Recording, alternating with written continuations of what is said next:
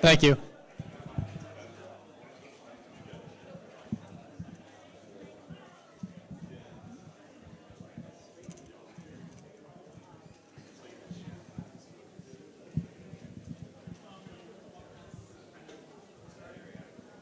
There's a few more seats up here for the people standing if you'd like.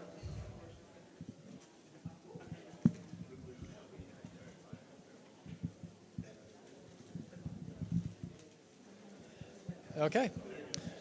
Our next speaker is Brett Chance. By day, Brett Chance is a member of a red team where he continues to hone his skills that often result in sysadmin tears. When the sun goes down, you can find him performing security research that centers around web apps, mobile apps, and security devices. He's also an active member of DC 562. Please join me in welcoming Brett Chance to ShellCon 2017.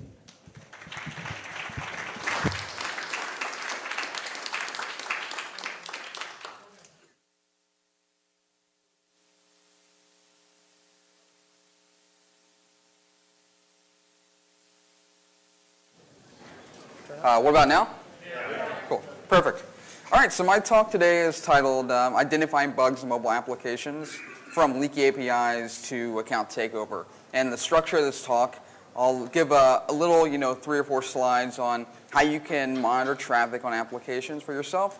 And then I'm going to cover some bugs that I found, methods that I've used to uncover these issues. But first, who am I? Once again, I'm Brett Chance. You can find me on Twitter at Remind. My job, I do red team activities and basically internal pen tests, external pen tests, and web application stuff. So I do a lot of different things there. As far as hobbies, mainly security research. I'm pretty much on the computer all the time, probably like a lot of you. And my research focuses on mobile applications, websites, and security devices. So a lot of cameras, DVRs, NVRs. If I can pop a shell on something that's internet connected, I'm happy with that. Once the group I'm a part of is DC 562. We're hosting the CTF this year. Feel free to go check that out. We're a group that's based out of Long Beach, but we have members across all LA. So if you're looking to get more, into a group like that, feel free to drop by. So the images on this talk, I try my best to make them not blurry, but if they are blurry, you can pull the PDF right now at my site, brettchance.com/bugs.pdf. And if there's any issues, you can view everything there clear. So quick primer. I'm not a mobile app developer. I'm not really a developer at all. I mean, I know a bit of PowerShell and C#, but I don't know what makes these apps tick. I just know how to break them. So that's kind of what this talk is about. To give you a really quick primer on API, for like a web server, if you go to a web server and say it's a WordPress installation, that web application is running, and on the back end of that server, there's a database that's generally hosted there. For mobile applications, it's a little different. There's a server on the back end, and then the device that you use, that a client will use. Now, the API is what strings those two together so that the device can call, the API calls something to the server generates a response, the API channels that all the way back down to the end device. And a lot of what we're going to be looking at is how to manipulate APIs, what information the API delivers to a client that the user does not see directly on the application. And one of the reasons I wanted to give this talk is I feel like many people are very familiar with web application security. Probably many people in this room can speak to at least 4 of the top OWASP top 10. And I feel like mobile applications, they don't get that much airtime. So the setup, you can use basically any proxy solution, but 2 that I've used are Burp Suite by Portswigger and Fiddler by Telerik. And these applications are designed to, Burp Suite is that has a ton of offensive capabilities. You can scan websites and find vulnerabilities and do a lot of interesting features. But relevant to this talk, you're really setting up a proxy that you're basically going to man in the middle of your phone or an emulated device, and then you're going to be watching that traffic that's coming in. And you can do this, both of these applications, Fiddler and Burp Suite, support Linux, Windows, and Mac, so you can really pick whichever one you'd like. Another thing you're going to need is you need a Wi-Fi connection. Your phone, if you're on 3G, the device, your laptop, your computer is not going to be on 3G, so there's no way you can intercept that. So you need a Wi-Fi connection for your phone and your computer to be on that same connection. And you're going to need a smartphone. Generally, an Android or an iOS device, I feel, is best. Although lately, my testing, I've been doing earlier versions of Android. So like Samsung Galaxy 3 is the one I use for a lot of testing. iOS recently, I believe they did a big patch where a lot of the TLS SL traffic coming in is really hard to man in the middle. So I find that if I degrade down to an older version of Android, I can pick up a lot of that. And with everything new, you're going to need a little bit of patience. You suck at everything right away. We all know this, and you just got to keep trying, and you'll get better. So the setup for this, I don't have any screenshots, but I got some links that are going to be coming up that kind of you can go to, take pictures or look at the PDF that you can follow step by step when you're actually at your computer. But essentially what we're going to do is we're going to enable a proxy, either through Fiddler or Burp Suite. We're going to tell it to generate a root certificate that we're going to install on your computer. Then we're going to connect, then you're going to take your device, connect to that proxy from your device, and you're going to navigate to the website or to the IP of the computer that's hosting the software that's running the proxy. And from there, you install that certificate on your device. This allows for the device to decrypt the traffic, send it back to the proxy server, and that's where you'll be able to view all the traffic that's coming from your app. So once this is all done, essentially what you'll be able to do is open applications and look at the application on your computer and see raw traffic, just like you would if you were on a web browser on a computer. And this is where we want to be. Most people aren't aware that, I'm sure many people are aware, but a lot of people don't think that you can like view traffic that a mobile application is sending. You definitely can, and this is the way to do it. So some next steps. These are kind of my really abridged version of like a OWASP 4 or something like that. Whenever I find a mobile application and I want to start testing it, one of the things I do right away, if it's an application that has, say, you can create accounts. I'll create two. I'll create two accounts. And the reason for this is I want to look at the headers. How is this application handling their session management? Are they using like something really simple like base64 cookie and that type of thing that you can decode and look at what's actually happening, or are they using something different? And then once I have these two accounts, I'll then compare the two. What changes? Are the tokens changing? Are any other headers changing? Basically identify what's changing on this application. The second thing I do is I change account information. Whether this is like a first name or an email address or a password, I want to look at this request. I want to see what this looks like. Is the changing email request a one-stage request or a two-stage? And by that I mean, is the request saying username, change, whatever, www.com/app, API, blah, and the post data is username, password, new email, or new password? Or is it a two request deal where it does that initial one and a second request is kicked off from the API that says modify the email or password of this account? If that's the case, maybe we can modify that second request and change other accounts' information. And the third is if the application is social in nature, meaning it's a social network of some sort, view other profiles. One of the really big things I'll be covering here are leaky APIs. So I spoke about it briefly a moment ago, where data that's sent to the device, the actual application, isn't all the data that's coming. Generally, mobile applications are sending JSON blobs, and the device is rendering that in different areas of the application. But there's a lot of that data sometimes that the application is sending that isn't rendered, and you can view that through this method. And ultimately, explore the app like you normally would. I think it's really good if you're not, if you do the first three things, you're not finding anything. You want to, you really want to explore the app like it was, Facebook, like an app that you use a ton, like Twitter. Go through all the menus, even if you're not using them, and then look at the requests that are firing from that.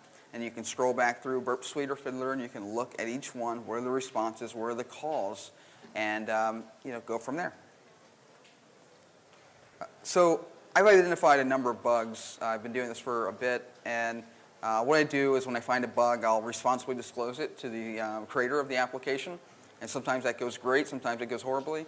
If you're not familiar with the whole security research and notifying companies of the dangers of vulnerabilities, you should look into that. But this is basically these two links right here are going to be describing how you can set these up in full detail, step by step on your computer. So if you need to take a picture of that or look at the PDF, feel free to do that. Okay. Sure.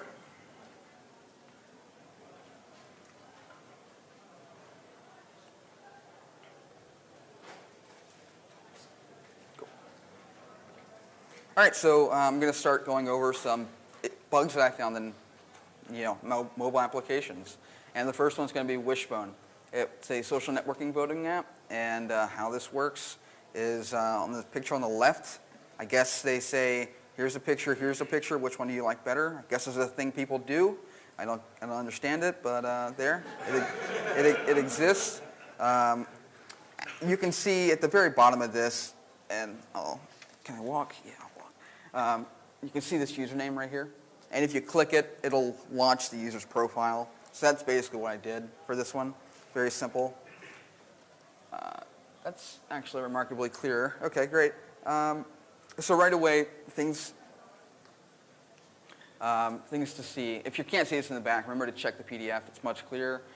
Right away, something that I noticed right away is a sequential user ID up here in the users. That's a really bad practice for a number of reasons, but namely, if an app is giving out other information, a user can scrape that. They can go from user 1 to user 1 million, grab all that user data, save it. Super simple Python script to go from. But if you look at the response of this request at the bottom, you're going to see some information coming that includes the email of the user, the full name of the user, and the mobile phone number that's currently set to null because the user didn't have one in their profile. This is probably something that, certainly something that the application shouldn't be sending out to the user. It's certainly not rendering on the phone or the device, but the end user's getting it, they just don't know they're getting it. Now, let me see. Now, how could someone misuse this? I kind of covered it, but someone could scrape this out in a Python script or a Ruby script or whatever script and say, go user 1 to 1 million and give me the fields for email, phone, and full name. And that would be bad because then someone would practically have at least a portion of this entire social networks database. And I reached out to this company 10 times, spanning 6 months even, and never got a response, and until late May. And something else that happened in May was that Wishbone actually had a Mongo database, which if you're not familiar with those, by default they don't have authentication. So you can log into the MongoDB, and then you can start extracting data or deleting data or doing a lot of other things.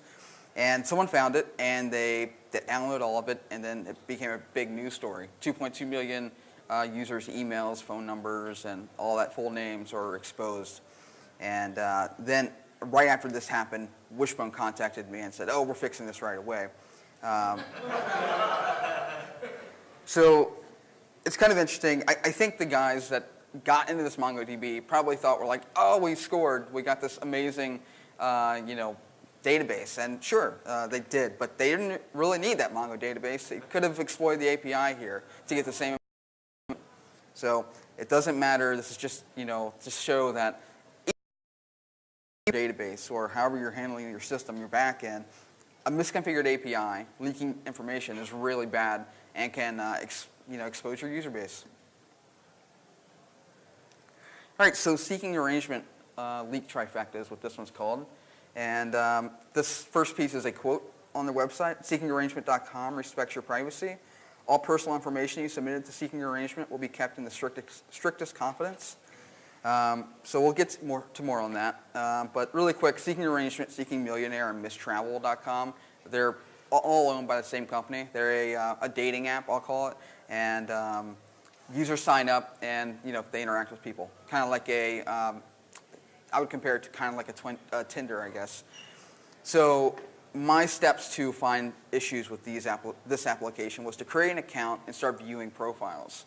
Right away, it's a social network, so I go straight back to thinking, they're probably leaking some data off their API that you can scrape. So hopefully this is clear. Okay, so right away, move over here. Does this work? This is much clearer on the PDF once again. So right away, I'm viewing another user's page here. And right away, I see the email address is exposed again. Then I see this flag value that's pointing to like a rdns100terabyte.com. Don't really know what that is, but they're doing some type of flagging of accounts, and they're managing it by what's their host name and that sort of information. That kind of made me think, that's a lot of information they have here, and it's not coming to the end app. There's probably a ton more. So I just viewed 3 or 4 different profiles. Here's the second one I viewed. The blacked out area there is the email address. And here's the third one I viewed.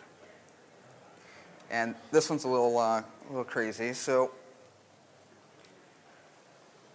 what really got me here is that, one, is temp password equals 0. So if I was an attacker and I was looking to attack this, I would look at like what temp passwords are, what the structure is. Is it like a 6-digit number? Could an attacker potentially scrape all the users and say, if temp password equals 1, then brute force that temp password? That's an area to look at. Certainly. But then there's this last activity piece here.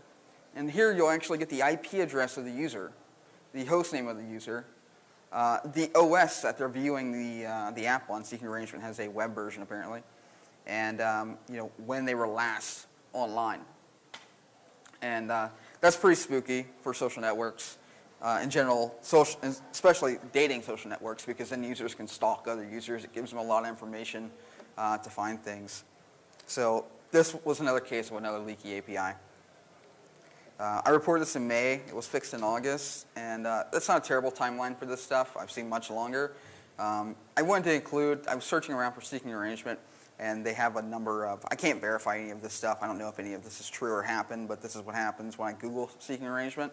And they've had a number of stalking cases, and I think this leaky API could have severely attributed to someone else if they wanted to start stalking users there. So I'm glad it's patched, and that's no longer an issue for people. So there are a couple, 2 mystery apps that I can't give names for, and that's either because they're not patched or there's another issue. So let's just say this is an app that is used to purchase goods, and those goods are then delivered to the customer. And it's a somewhat popular app in its own niche. So once again, my steps here are to create an account, start looking around, see what I can do. I want to view the application. I want to make a request. And ultimately on this one, I made a request to update my account's email address. And you'll see here, sorry, I'm doing the shuffle back and forth, but. So once again, right away, you're going to see sequential user IDs.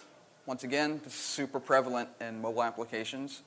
And what really caught my eye here was, well, let me cover this first. I created 2 user accounts. First one is DDD-CCC.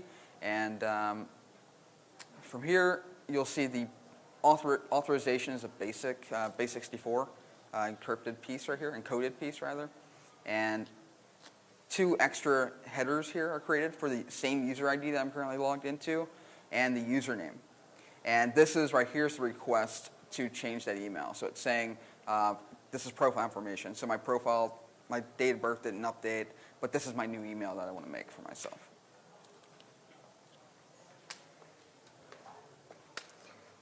So right away, I see base64. I'm thinking, I want to create that second account and see what changes. Do other headers change? Does that base64 string change? So that's what I did. And the only thing that really changed here is you'll see the username, the ex-user ID, the base64 stayed the same.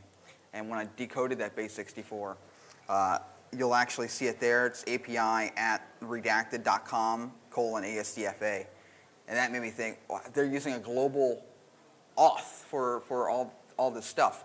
And that made me think that I can probably change any user's account here. So I tested it, and sure enough, it worked. I was able to modify my other account from the first account. And that's a pretty serious issue here because any user can change any other user's information, so it's really a terrible setup.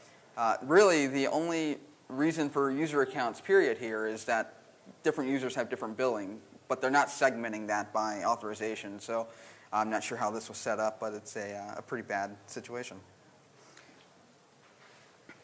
Due to sequential user IDs, the impact here could have been really bad. It would have been super easy. Initially, I thought that the X username request here, the header at the very bottom, the dddccc at bobmail.info, which if you don't know is bobmail.info is a mailinator.com thing I use a lot. Mailinator.com is filtered a lot of places, but using that works really well. So I thought right away that the impact of this would be really low. You wouldn't be able to forge this request to modify another user's account because of the X username. The X user ID, well, we know that's sequential, so we can increment 1 or go -1. But if you don't know the username, maybe you can't send this request. But when I stripped those off and sent the request, it still worked. They're not needed. So yeah, it's still pretty bad. And if you put this in a script, basically an attacker could have said, go through user 1 to 1 million and change the email to a catch-all domain or something like that, and then they could have hijacked all these accounts. And then ultimately billing information is exposed and a lot of other terrible things can happen.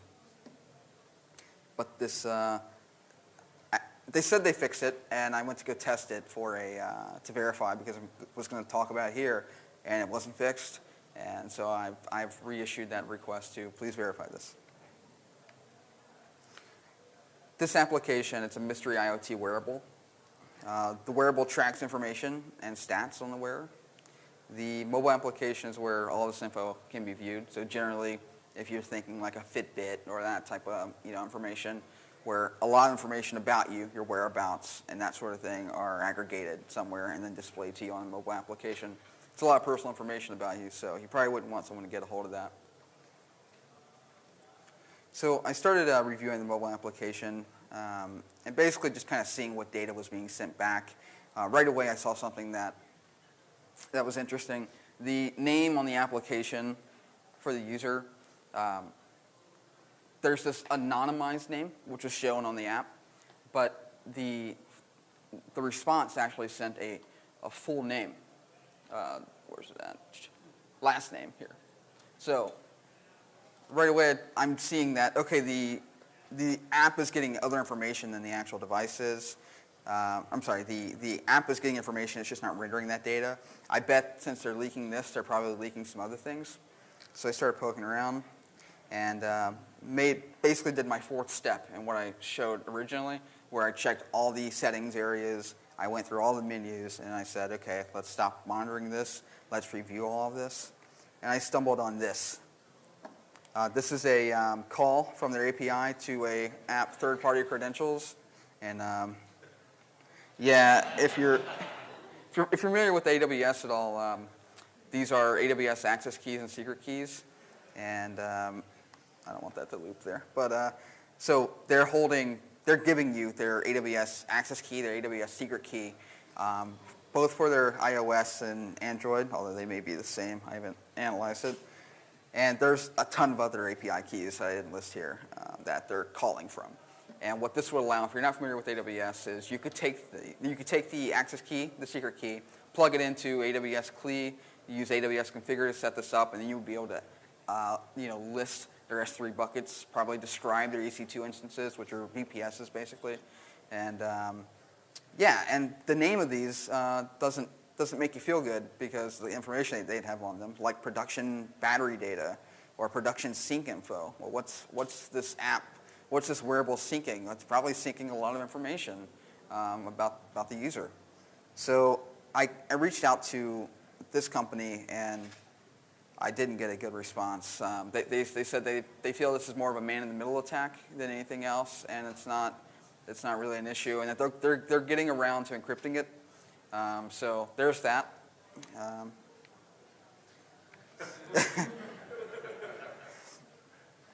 So as a Red Team member, I've certainly used like AWS a lot.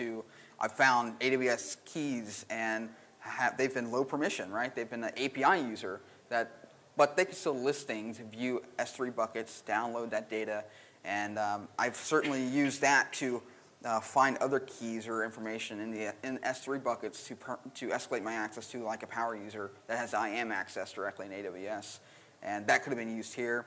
I tried to explain that to them, and they said that I already said what they said, but yeah, and they're taking another pass over their AWS stuff. They feel very confident that their permissions were solid, but yeah. All right, so we're all adults here. So Bybees. Bybees is sold as the world's first smart vibrator, and it allows a remote partner to control it. So these other four, have been kind of scary. This one kind of gets into a crazy area, so get ready. This mobile app basically functions by has a chat area where two people can communicate. And by communicate, I mean they can send messages just like text messages. They can send pictures. They can start calls. They can start video calls. Then the remote partner can control the functions of the device. This is just an image of that. So partner has a device, has a phone. The other person's on the app too. He can control it. And on the right image at the very top, you'll see the controls where a person can control this device. So Bybees has a privacy wall, which is good. It's a good thing to have. You can't just start saying, hey, can I take control of your device? You can't go, can I start a video call or a phone call with you? There's this invitation process that has to take place first. User A has to send an invite to user B, and user B has to go, I'll accept that or I'll decline it, right? And I thought that's really interesting, so I wonder if you can force accept invitations on behalf of other users. So that's what I did. I created a few test accounts, and I started playing with these requests, and then I don't want to get ahead of myself. Hope this is somewhat visible. Yeah, looks all right. Okay. All right, so in these examples, I'll be using user 1's DDD CCC, and user 2 is AAA BBB12. And I just slapped this. Can you still hear me? Yeah. Everybody good? Cool. So what I'm doing is the request up here at the top is we're creating a new multiple contact request. And it's saying, I user DDD CCC, want to send this invite to this other user. And the response from this request is saying, we're going to generate this with the request ID. And this here is the other user accepting this. So he's saying that process this contact request, and the post data here is I'm username. I attest that I'm username AABBB12, and I will accept that request ID that the other person sent. The response is status true. So I want to manipulate this request. I want to try to forge this and accept it on another user's behalf to basically break this privacy wall. It's the first step to getting through anything here. So I thought this was a good area to look at, and this is what I did. So real quick, this is me logged in as the DDD CCC, and this is my third account here, Jason K12. Preface this: if you're doing any of this stuff, you want to do it on your own account. You want to create. Why I create 2 accounts and 3 accounts is if you do this to a regular app users or you start messing with their stuff, that's very grayish black, and you're going to run afoul of CFAA stuff that the organization gets in the mood. So this is my other account. I have 3 accounts here, and what I'm saying here is I want this user to get a request from ABBB12, and then while I'm still logged in as this user here, I want to accept that I want to accept this request on Jason K12's behalf in response to status true. So this basically breaks the privacy wall. Basically, any user can say, hey, no, I'm going to talk to you now, and there's no way you can stop me, kind of thing. So this is basically covering it. This picture on the right is just an iPad, and basically this is like the notification someone would get if they forced a chat right away. And that person could say, hey, you want to have a chat? Do you want to check out this photo I'm sending you? It's basically just demonstrating this privacy wall's gone. It's now there's nowhere a user can go to protect themselves other than block that user. And ultimately, this got me thinking, well, if that request was a super easy one, I just had to modify a couple things, and that worked. What else is broken here? So this is the update email piece here. And just like the others previously, I'm still logged in to the original account, DDDCCC. And what I'm saying is, for my account, I want to update the email, and my new email should be ddccnew@gmail.com, and that's my username on the end of it. The response that comes back is, hey, that worked. Great. So now I want to see, can I reset the email of another user? So still logged in as this user up here, but now I'm going to change my email to a new email for a mailinator, and I'm going to change that username to whatever username I want to reset, basically. The response is true. So that worked. So that's pretty bad, and why it's pretty bad is, I mean, you're probably getting there, but you probably know it already. You can reset any user's email, and with the forgot password structure on most applications and websites, you could then request that password for that account to that new email address, gain access to that account, and now the authorization protocol for this application is basically forfeit. It's any user can do anything, and very likely they were not checking out the requests, but once I got to this point, I reached out to the company. So the impact of this is pretty terrifying, right? The only good thing, the saving grace for this is that the chats and sessions, the chats are all session-based, so once they're over, there's not a log of those. So if a user's account gets hijacked, they're not going to be, their chat history is not exposed.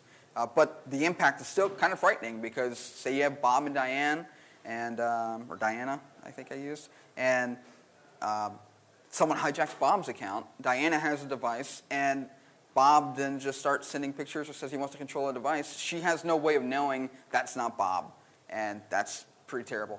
So I reported this to Bybees, and they fixed it within an hour. Probably the fastest patch I've ever had. And yeah, so they were super cool about the whole thing. And right after that, if you're not familiar with this group, it's called the Internet of Dongs. And it's a group that goes around and they patch all these smart sex toys, basically. And they basically set up bug bounties and those type of programs for companies that sell these types of devices. And it's a really cool thing. And you'll see, like, some of the other things that have come out of this are people that have rerouted the internet protocol in these things to work on Tor, which is pretty crazy, right? If you're interested in checking out these types of things, feel free to go check them out. So that's kind of all I have right now. And once again, my Twitter is there, and I'll take this time for questions.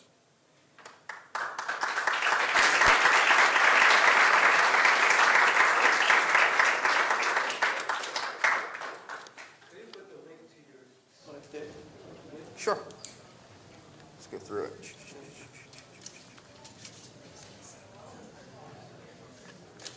There you go.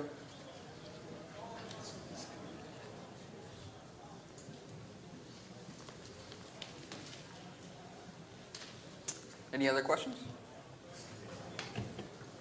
So anybody can do this, and it's not hard at all. Just follow the steps, and yeah. All right. Well, thank you. Thank you. All right, thank you very much, Brett.